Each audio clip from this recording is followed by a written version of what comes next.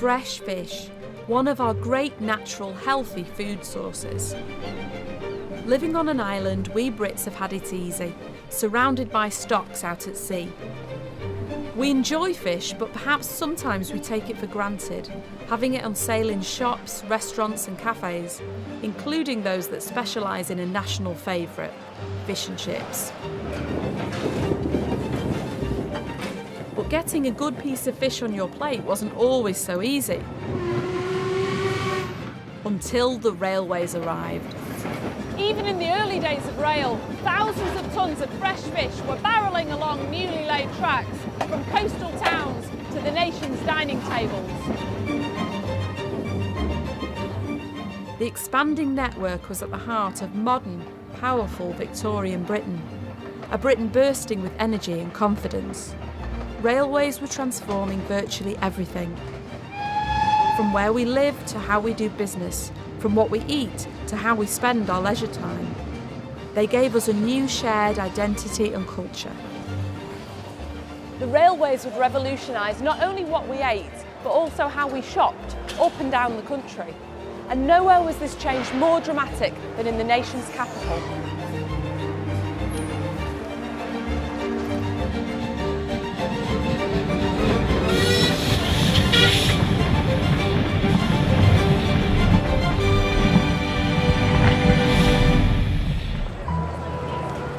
In the early 19th century, London was the largest city in Europe, home to 1 million people and poised to expand at a phenomenal rate.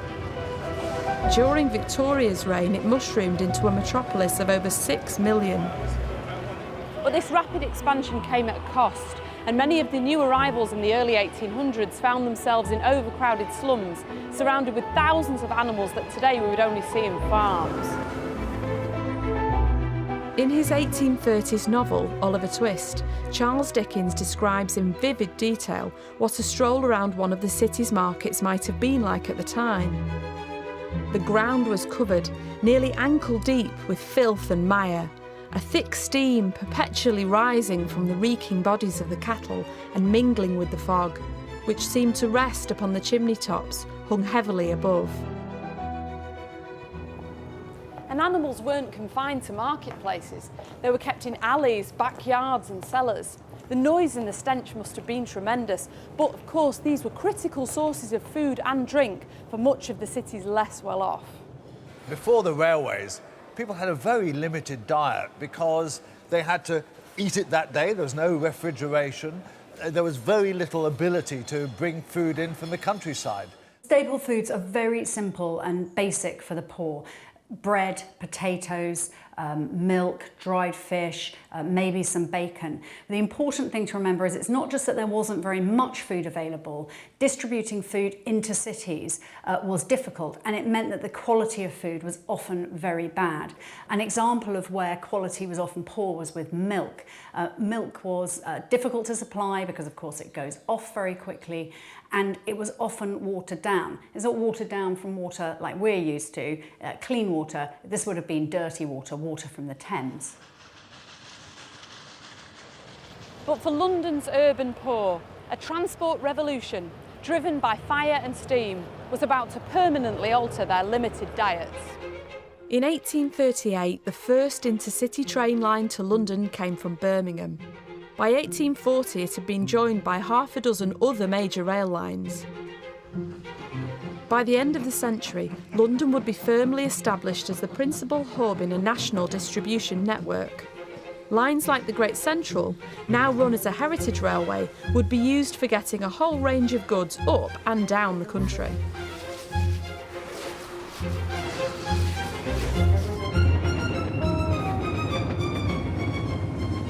Very rapidly, London developed fast and efficient access to faraway places. Coastal towns were now only hours away rather than days, and farmers who wanted to transport their produce to London no longer had to endure long journeys over difficult and dangerous roads. Railways transformed people's whole notions of speed, time and distance, and this in turn had a dramatic effect on the way we consumed goods as well as food.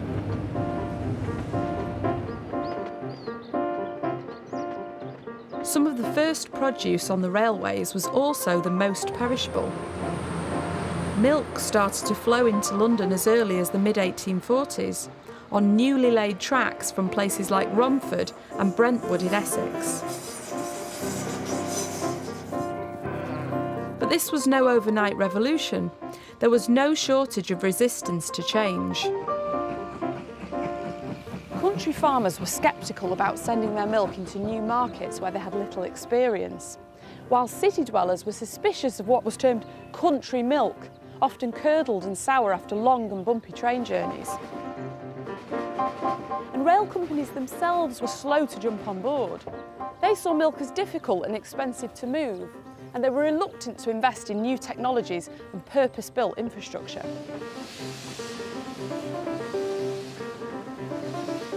In the early days, railways were popular for transporting coal, a vital fuel not only for locomotives but also for industry.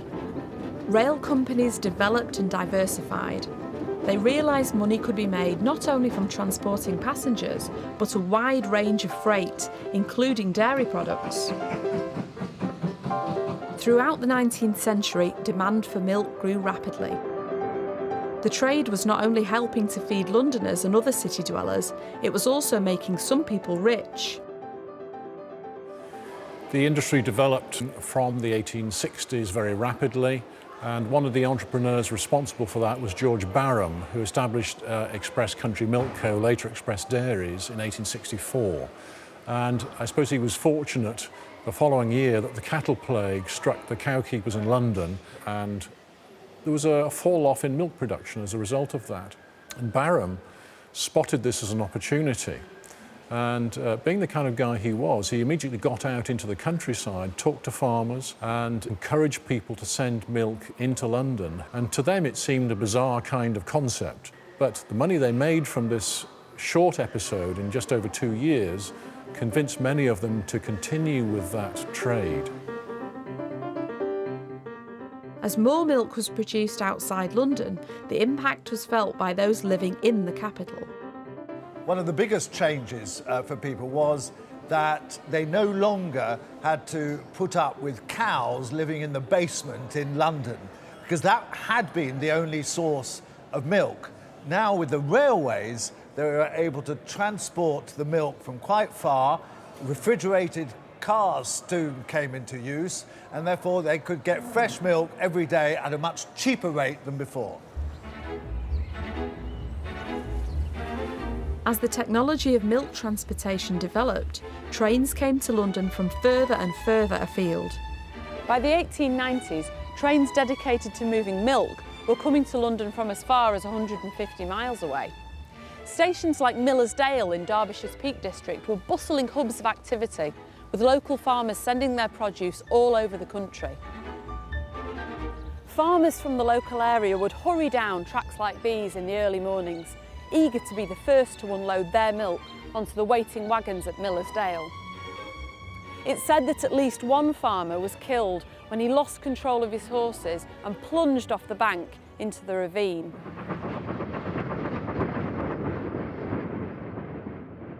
Scenes of chaos also unfolded in London, where milk was offloaded. Wholesalers clambered over the early morning trains, searching, often in vain, to identify the right churns from their chosen suppliers. One consequence of the expansion of the milk trade that was unforeseen was the exposure of the whole country to a disease called bovine tuberculosis. What might originally have been only one cow in a herd that was infected, this became a risk to the whole population because milk was mixed in the churns by the traders in the rural areas and the urban areas. And as a consequence of this increased risk, my estimate is that between 650,000 and 820,000 people died of bovine tuberculosis between 1850 and 1960. But despite the risks, by 1900 milk had become the most profitable product from British farms. In London, over 80% of the milk now being consumed was delivered via the railways. By the mid-1800s, customers at London's markets were able to buy a wider range of fresh food, from butter and bacon to fruit and vegetables.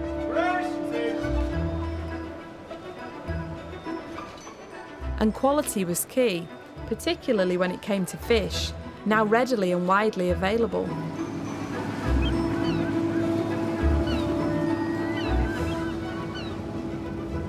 But in the towns where the fish was landed, change would be about much more than just improved diets in London. The railways were turning Grimsby and other coastal communities into thriving commercial centres.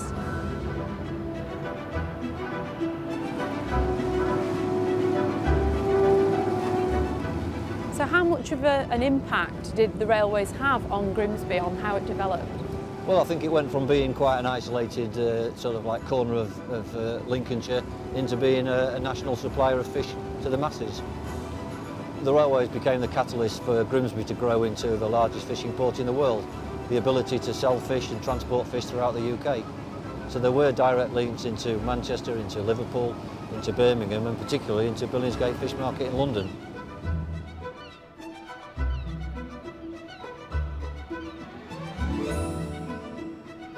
With more fish being moved by train, the rail companies were encouraged to develop new supply chains, building storage facilities at stations and docks, and attaching fish wagons to services running up and down the country.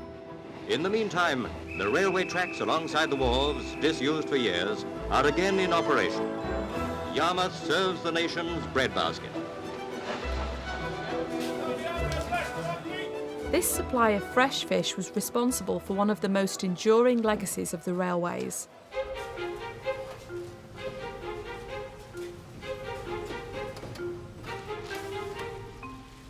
It's hard to imagine life without our much-loved fish and chips. In London, Joseph Malin, a Jewish immigrant living in Bow, claimed to have opened the world's first fish and chip shop in 1860, adapting the Jewish community's tradition of frying fish and pairing them with potato latkes. Malin's shop has gone, but Rock and Soul Place in Covent Garden has now taken up the mantle of being London's oldest surviving fish and chip shop. When it opened in 1871, it served workers from the markets and factories around it. Workers who'd long been accustomed to dull cuisine and had grown tired of jellied eels and dried fish were soon queuing round the block for deep-fried fresh fish. It truly became a national institution, and it was all made possible because of the railways.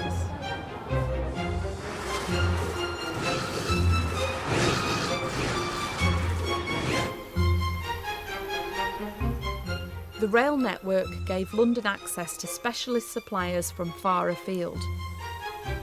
In Cornwall, new tracks meant new opportunities.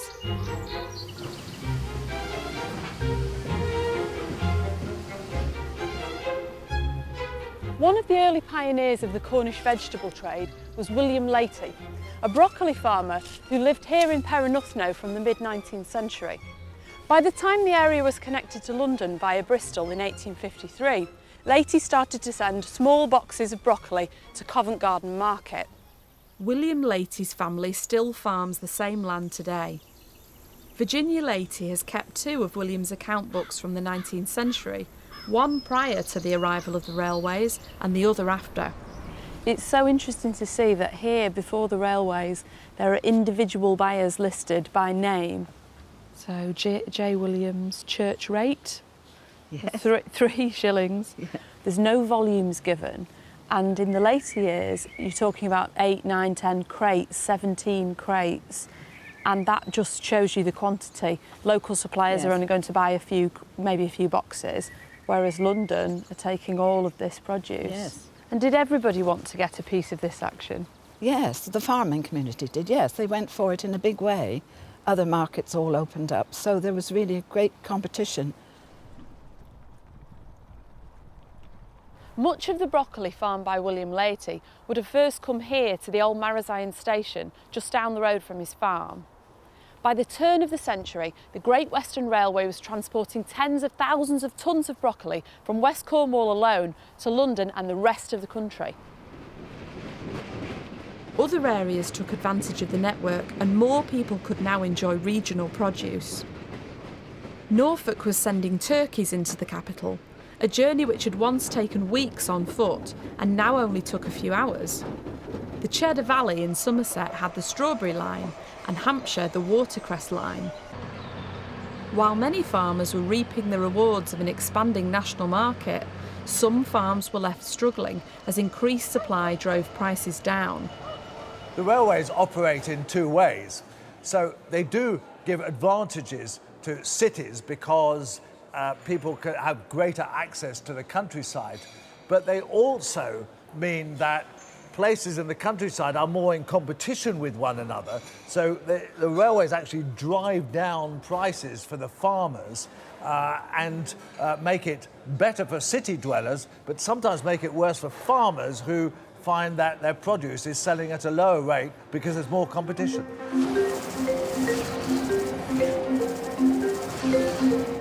The railways also meant that livestock could be rapidly brought into London on trains from all over the country, either to be slaughtered at markets like Smithfield or as pre-butchered fresh meat.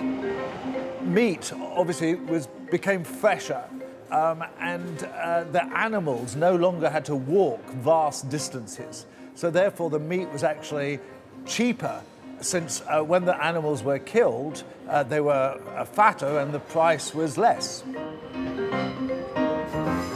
But this new ability to transport more fresh meat was not without controversy, especially when food was taken away from places where it was needed most urgently.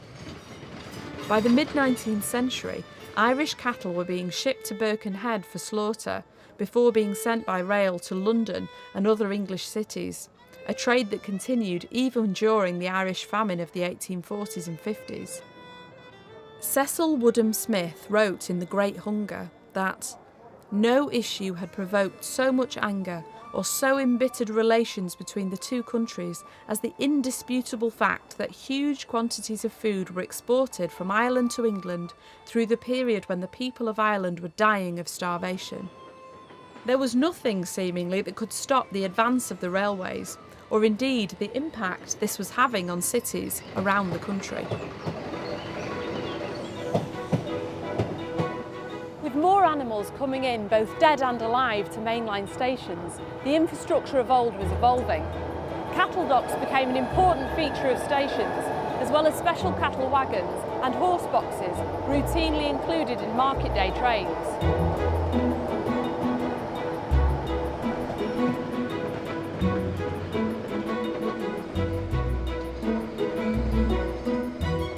By as early as the 1860s, meat traffic had increased to such an extent that a vast underground depot was constructed to connect Smithfield Market with the rest of the railway network. You can still see the holes in the roof where the hooks would have descended from the meat market above to pick up the animal carcasses from the train wagons below. These were huge tunnels and remain testament to the importance of food produce to the railway companies and the lengths to which they would go to ensure that they could transport more and more of it.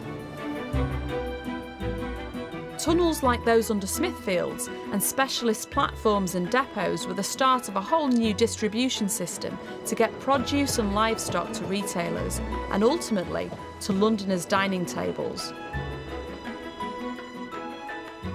One of the largest depots to be built was Somerstown in 1887, which spanned an area the size of almost 12 football pitches. The site would go on to serve London as late as the 1950s. It was so essential that this goods yard was built that Midland Railway actually obtained an Act of Parliament which allowed them to compulsory purchase this site, which unfortunately meant about 10,000 people had to leave their homes. So what sorts of goods were coming into Somerstown? Well, we know that there was a large potato market which would have fed the general population of the city. There was a milk and fish shed. There's also a banana ripening station. So how was food moved out of the depot around the city? Well, it was an enormous, complex operation. We know the Midland Railway Company had over 1,000 horses at their disposal. Food was taken from the trains at the upper level, down to the lower level, and loaded onto the carts.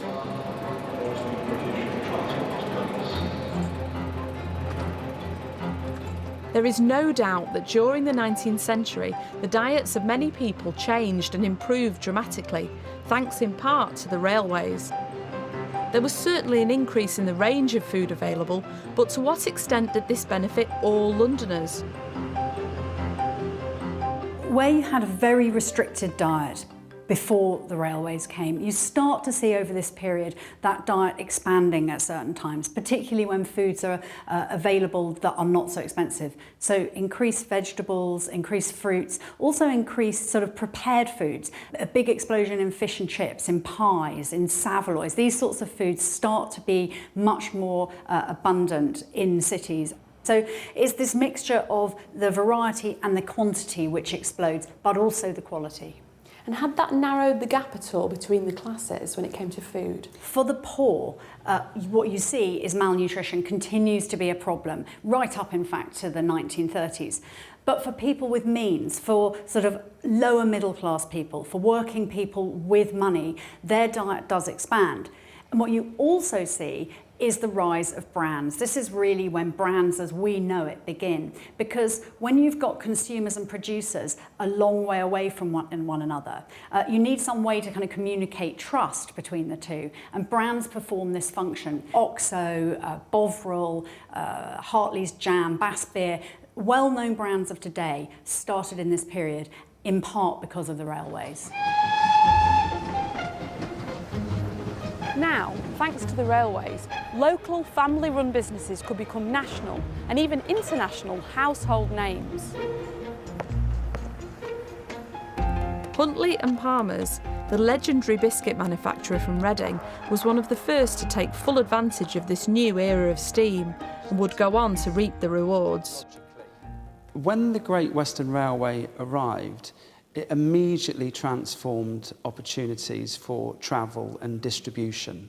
By the 1860s, demand had increased so much that the directors hit upon the idea of actually introducing their own railway system. The company bought 2 Black Hawthorn locomotives, which are basically shunters, so that they could rapidly export large amounts of goods, more than ever before, from the factory floor onto the sidings of the Southern and Eastern Railways and the Great Western Railway, out to the ports into London and beyond that into the Empire. It became a global brand within no time at all, just from this little hub here, and it was something that just exploded. Huntley and Palmer's would become the world's largest biscuit manufacturer, but the company didn't just use railways for distribution.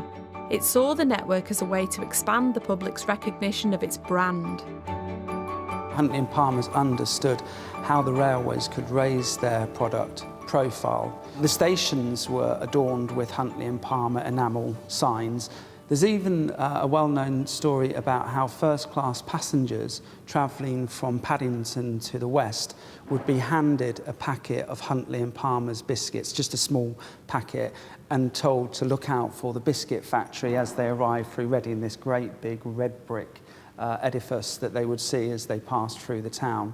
So yeah, Huntley and Palmer's very much understood the new connectivity and means of communication that the railways provided.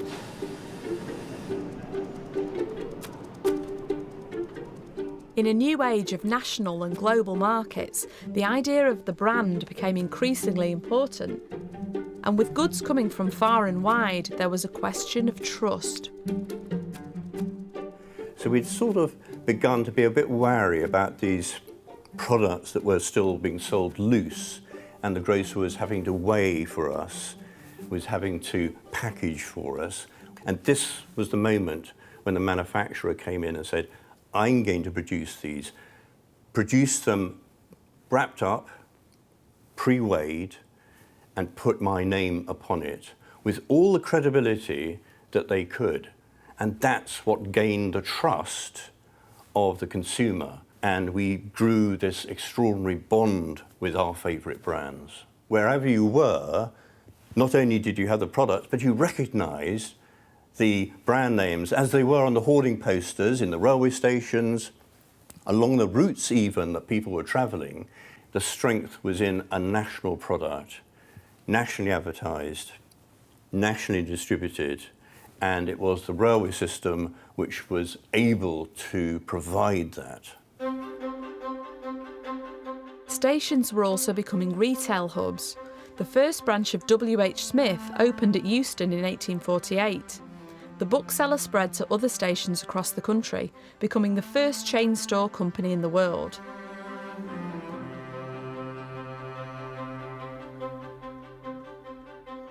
Beyond the stations, a new type of shop was emerging. As the railways were so good at transporting both goods and people, they enabled the development of department stores, because the stores could get a vast array of goods from around the country. But also the railways brought people in from a wide range of places.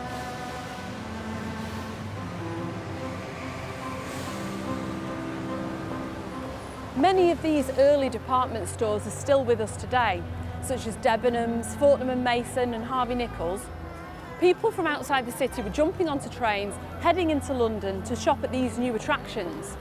Good news for emerging high streets, perhaps, but not quite so good for traditional markets and street sellers who were seeing their customers disappear down the tracks.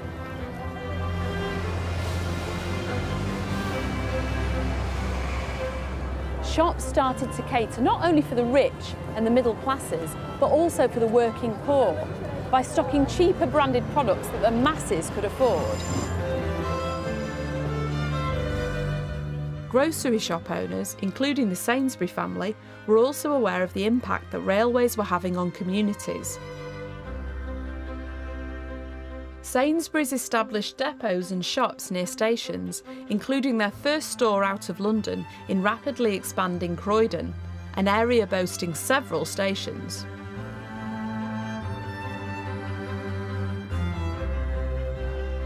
And for those unwilling to travel, the railways meant goods could now come to you. Shops started to produce illustrated mail-order catalogues advertising a wide range of luxuries. Specialist goods from all over the country were being advertised and distributed nationally, from hats from Luton to gloves from Worcester.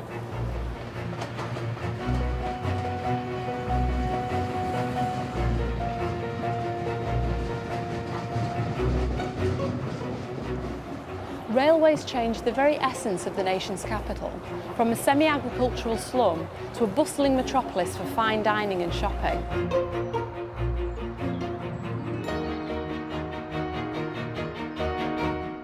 Through fast connections the length and breadth of the country, the railways had given Britain a new national diet. People's diet tended to become more standardised, and they might end up eating similar things, say, in Liverpool or Hull as they did in London, whereas previously they might have had quite different diets because of the limited range of food to which they had access. In London and in other cities and towns across the country, the railways also helped usher in an era of modern, choice-driven consumer culture, a culture that still surrounds us today.